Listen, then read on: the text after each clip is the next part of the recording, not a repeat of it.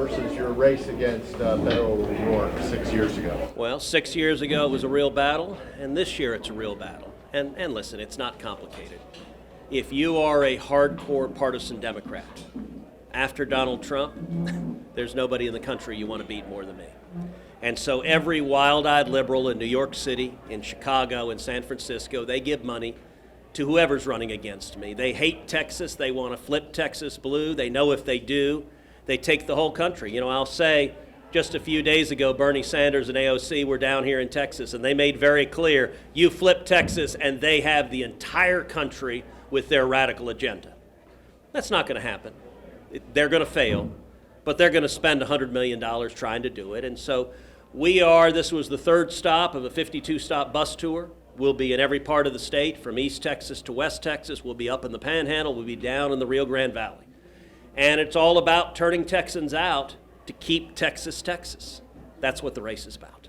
You have some lifelong Republicans who have endorsed your opponent. One of them's right here, former Tarrant County Judge Glenn Whitley. Do you feel you've lost your touch? It really is striking. There are a few people who used to be Republicans who've decided they can't stand Donald Trump. And so they're voting for Kamala Harris. And you're right. He likewise is voting for Kamala Harris. We saw Liz Cheney come out and say she's voting for Kamala Harris. And I will say there are a handful of people for whom Trump derangement syndrome is a real thing.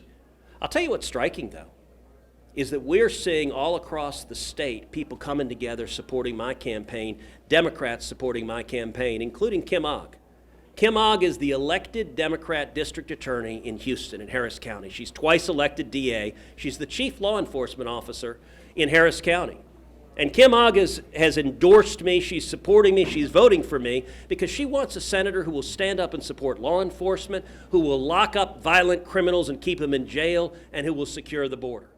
You know, we're also seeing people like Pete Sines, the former mayor of Laredo, an elected Democrat who's endorsed me because Mayor Sines and I have worked hand in hand, and he wants a senator who will fight for jobs and small businesses, and again, who will fight to secure the border. Or Sheriff Danny Dominguez. Sheriff Danny Dominguez is the elected sheriff in Presidio County. Presidio County has over 100 miles of Rio Grande frontage. Sheriff Dominguez has been an elected Democrat for 28 years.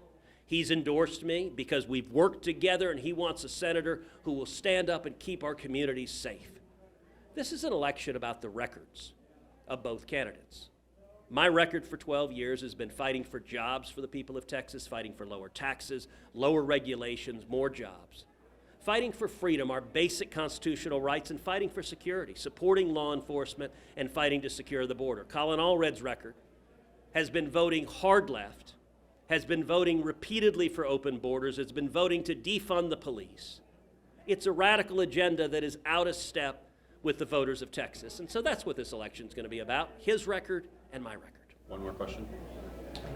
You're going to be on our WFAA stage for a debate. How are you preparing for that debate against Colin Allred? Well, I'm looking forward to the debate very much. You know, I would note, Congressman Allred and I are running very, very different campaigns. Congressman Allred is running the same campaign Kamala Harris is. Both Colin Allred and Kamala Harris are effectively hiding in Joe Biden's basement. They do very few events. They do very few media interviews. In 8 weeks, Colin Allred has done one press conference. In that same 8 weeks, I've done 20 press conferences.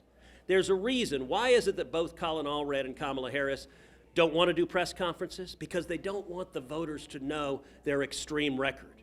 Colin Allred and Kamala Harris, they both voted hard left over and over and over again, and they're both spending millions of dollars trying to tell the voters their record is the opposite of what it is. Colin Allred calls the border wall, quote, that racist border wall. He's pledged to personally tear down, quote, that racist border wall.